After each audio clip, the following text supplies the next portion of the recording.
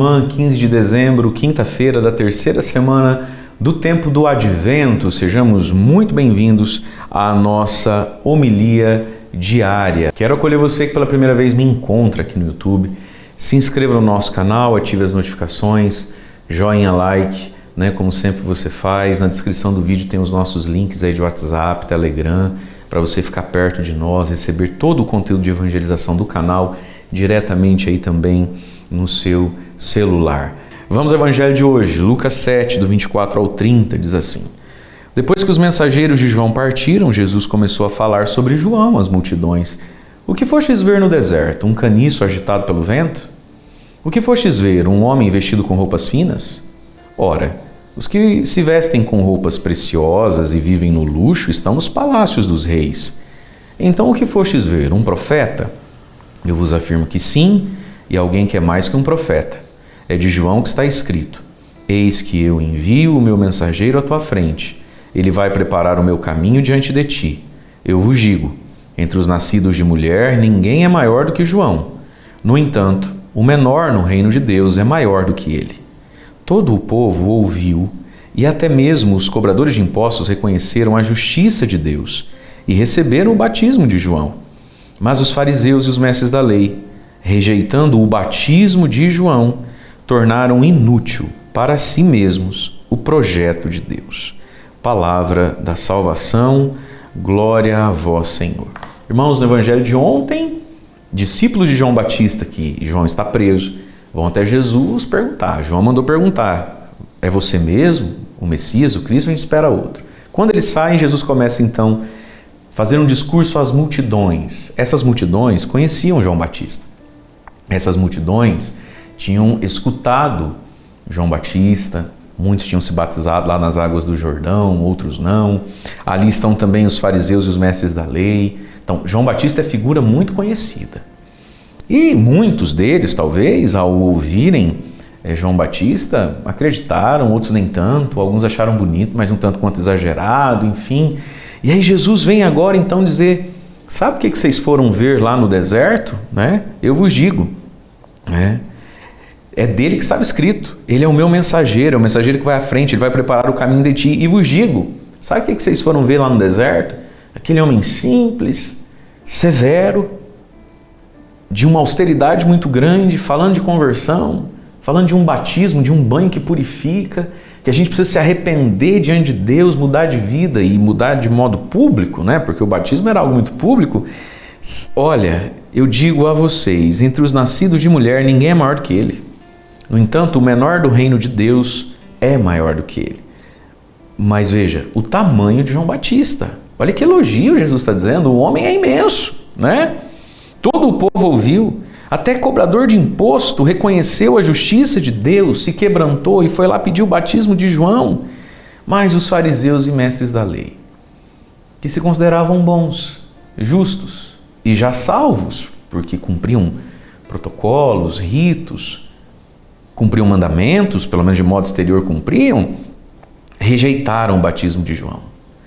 E rejeitaram o batismo, olha lá o que Jesus diz, tornaram então inútil para si mesmo o projeto de Deus de salvação. Portanto, queridos, quando a gente rejeita o batismo, todo o projeto de salvação para Deus é anulado, de Deus para nós fica cancelado. Então, o projeto de salvação passa pelo batismo. No batismo a gente pede a fé, pede perdão, é inserido na igreja, tem a possibilidade dos sacramentos. Então, rejeitar o meu batismo, não quero mais viver a partir dos dons do meu batismo. Do batismo a gente recebeu, foi infuso em nós, fé, esperança e caridade. Eu não quero viver essa vida na perspectiva da fé, nem da esperança no céu, e nem a partir da caridade, amor, O amor a Deus e ao próximo. Eu quero viver aqui a partir do dinheiro, do poder, do prazer, a partir de mim, do eu gosto, não gosto, quero, não quero, tá calor, tá frio, hoje eu não vou. Eu quero viver a partir de mim. Eu quero viver a partir de uma outra pessoa, eu quero viver a partir de uma ideologia. Quem rejeita o batismo torna inútil para si mesmo o projeto de Deus, que é um projeto de salvação, de bênção, que é um projeto de plenitude em nossas vidas. Então, aqueles homens, fariseus, mestres da lei, rejeitaram o batismo que João oferecia. Esse batismo que João oferece é a igreja hoje oferecendo para nós os sacramentos. Então eu rejeito, não vou batizar não.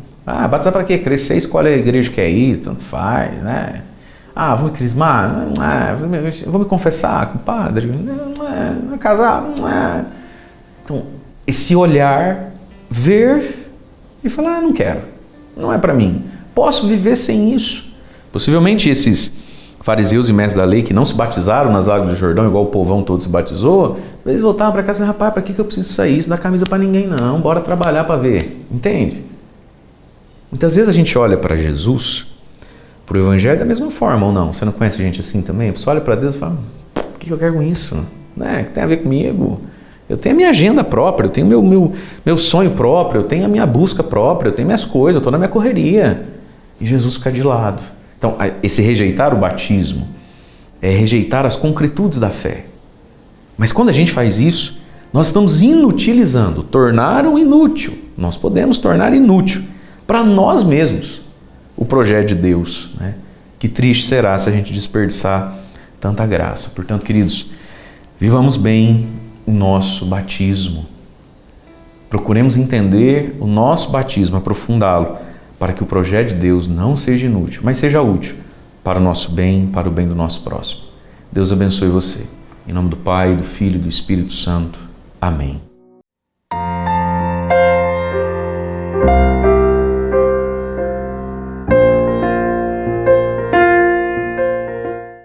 Neste Evangelho, Jesus está falando às multidões a respeito de um assunto, do profeta São João Batista. Este que foi grande em obras e em tudo o que anunciou, preparando para a vinda do Messias. E diante dessa circunstância, Jesus afirma que João Batista é um profeta. Os cobradores de impostos passaram a reconhecer, diante desta realidade, a novidade do reino de Deus. Porém, existe dois grupos que permanecem com o coração endurecido. São os fariseus e os mestres da lei. Nós também, diante da palavra de Deus, algumas vezes podemos endurecer o nosso coração. Seja porque damos desculpa, dizendo que é muito difícil viver isto, e então não temos o amor a Deus suficiente para renunciarmos à nossa vontade, seja também por preguiça, ou mesmo por rebeldia, por vaidade e orgulho, querendo apresentar-se como o dono da verdade e não o servidor da verdade do Cristo. Muitas pessoas acabam por acolher para si mesmas a verdade, dizendo que são donas desta verdade. Mas nós sabemos muito bem que o Cristo Jesus, Ele é a verdade e nós servimos a Cristo e por isso nós servimos a verdade. Que o Espírito Santo conduza aos nossos corações para que possamos realmente reconhecer em Jesus o nosso Salvador. Não sejamos como os fariseus e mestres da lei, que no dizer de Jesus tornaram inútil o projeto de Deus. Não podemos fazê-lo desta forma. Não podemos deixar a graça de Deus ficar longe de nossas vidas. Precisamos frutificar em Cristo Jesus. Há também neste Evangelho uma frase que muitos se perguntam do seu significado. Jesus proclamou que entre os nascidos de mulher, ninguém é maior do que João, no caso de João Batista. Exatamente porque, antes do nascimento de João Batista, Maria visitou a mãe de João Batista, Isabel, que já estava grávida. Naquele momento da visita, eis que João Batista estremeceu no ventre de Isabel. E ali, naquele instante, João Batista foi justificado, ou seja, não tinha mais nele o pecado original. Naquele momento do encontro de Maria com Isabel, no ventre de Maria estava Jesus e no ventre de Isabel, João Batista. Sendo assim, João Batista que foi purificado, ou seja, justificado, no ventre de Isabel, quando ele nasceu, ele já nasceu sem o pecado original. Portanto, ele é, entre os nascidos de mulher, o maior. E o maior por quê? Porque exatamente ele nasce naquele momento sem o pecado. Embora ele um dia tivesse o pecado, pela sua concepção, ele nasceu já justificado pelo encontro de Maria e Isabel. Desse modo, entre os nascidos de mulher, Jesus afirma: João Batista é grande, e tudo o que ele anunciou em preparação para o Messias tem o seu crédito, tem o seu valor. Peçamos a Deus nosso Senhor que nos fortaleça. E a bênção de Deus Todo-Poderoso, Pai e Filho e Espírito Santo, desça sobre vós e permaneça para sempre. Amém. Nesta quinta-feira, fique na paz e na alegria que vem de Jesus. Abençoado dia a você e sua família.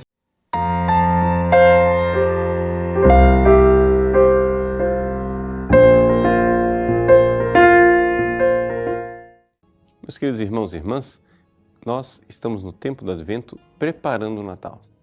E duas pessoas, dois santos, nos preparam para o Natal: São João Batista e a Virgem Maria.